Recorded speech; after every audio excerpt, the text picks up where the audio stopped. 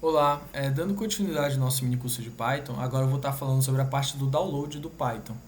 Basicamente, para a gente fazer o download do Python, a gente vai estar entrando aqui no site, né, oficial do Python, que é o python.org, download. No caso, ó, eu cliquei aqui no link para poder abrir e ele já vai abrir aqui para a gente o site, né, do Python. Então a gente pode vir aqui, por exemplo, em Downloads e vir aqui Python 3.2 e ele já vai estar baixando para a gente o arquivo executável, certo? Aí basta você abrir. Eu não vou fazer a instalação aqui porque eu já tenho instalado na minha máquina, mas é basicamente isso. Deixa eu fechar aqui. Voltando para cá, né? A gente vai ter também você faz o download e tudo mais, marca as opções, tudo certinho. E depois disso, a gente vai entrar na parte da criação do ambiente de desenvolvimento, onde a gente vai estar baixando uma distribuição. E o que é uma distribuição? Uma distribuição, ela é basicamente um pacote criado para facilitar a nossa vida, certo? Onde a gente vai estar utilizando ela, por exemplo, se eu quero baixar uma distribuição de data science, ela vai vir com todos os pacotes e todas as bibliotecas de data science. Então, qual é a distribuição que eu vou estar recomendando para o curso em si? É a distribuição da Anaconda e do WinPython. Qual é a que eu uso diariamente? Eu uso a da Anaconda. Por quê? Porque é uma distribuição, as duas são gratuitas no caso, mas ela é focada em ciência de dados, análise de dados e computação no geral. E o IPython, ele é uma distribuição gratuita, mas também com foco na parte do desenvolvimento web. Então, para vocês estarem fazendo o download, basta vocês virem aqui, clicar no link e ele já vai vir direto para a página de download e é muito simples, basta vocês clicarem aqui. Essa distribuição é um pouquinho pesada no sentido de ter vários gigas, né? Mas é uma coisa que não vai pesar tanto quando vocês rodarem.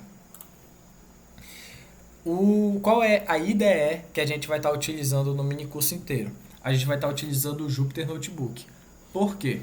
Porque o Jupyter Notebook, ele basicamente serve para... Ele é o que tem a melhor visualização do que está acontecendo, porque ele vai dividir o nosso código em linhas, certo? E quando a gente rodar o código, você vai conseguir ver exatamente o que está acontecendo. Mas existem várias IDEs. Bom, eu acho que eu acabei não falando, mas IDE é basicamente o software que é projetado para auxiliar na parte de desenvolvimento. Então, basicamente vai ser a interface que vocês vão estar utilizando para rodar os códigos de vocês, certo? Então vai ser um programinha. No caso do Jupyter, ele fica inserido dentro do navegador padrão de vocês e vocês vão estar rodando ele lá dentro, certo? Aí vai ser dividido por várias linhas, mas também há outros tipos de ferramentas que vocês podem estar utilizando, de outras ideias que vocês podem estar utilizando, como por exemplo o Visual Studio Code, o PyCharm e o Spider. Eu, no meu dia a dia, uso o Visual Studio Code para fazer coisas da faculdade, para poder gerar gráficos, coisas rápidas, eu uso o Jupyter Notebook. E eu aconselho vocês a estarem utilizando o Jupyter Notebook. Por quê? O Jupyter Notebook ele tem uma vantagem que é muita desvantagem, mas que se torna uma vantagem para vocês que estão aprendendo, que é a de ele não corrige seus erros. Então, por exemplo, se você errar qualquer detalhe ou qualquer coisa do tipo, ele não vai corrigir, ele vai apontar o erro. Então, você vai lá e vai corrigir o erro. Com isso, você vai conseguir fazer o processo de aprendizado melhor do que se você estivesse utilizando, por exemplo, um Visual Studio Code ou um PyCharm, que autocompleta as coisas para você, certo? Então, essa aqui é a parte, né, do Jupyter Notebook e como ele aparece para a gente quando a gente tá rodando ele, né? Então, basicamente aqui a gente tem, por exemplo, como criar um novo código. Aqui a gente vai ter, por exemplo, esse programa aqui, Análise Jennifer, que é um programa que eu fiz para fazer análise de um conjunto de dados para uma pessoa, certo? E dentre outros tipos de funcionalidades que a gente tem dentro do próprio Jupyter Notebook.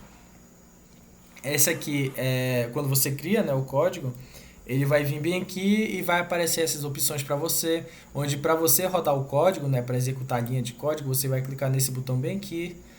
Para você fazer uma interrupção brusca do seu código, você vai clicar bem aqui. Para você reiniciar os dados do seu código, é bem aqui.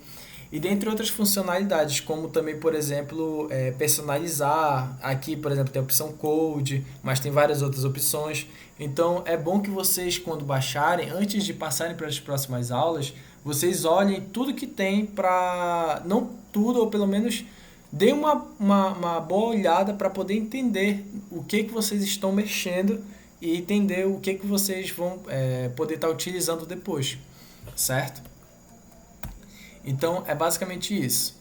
Bom, agora falando um pouco sobre lógica de programação, eu vou estar comentando sobre ela na próxima aula para não ficar tão extensa essa e vocês não enjoarem tão rápido, certo?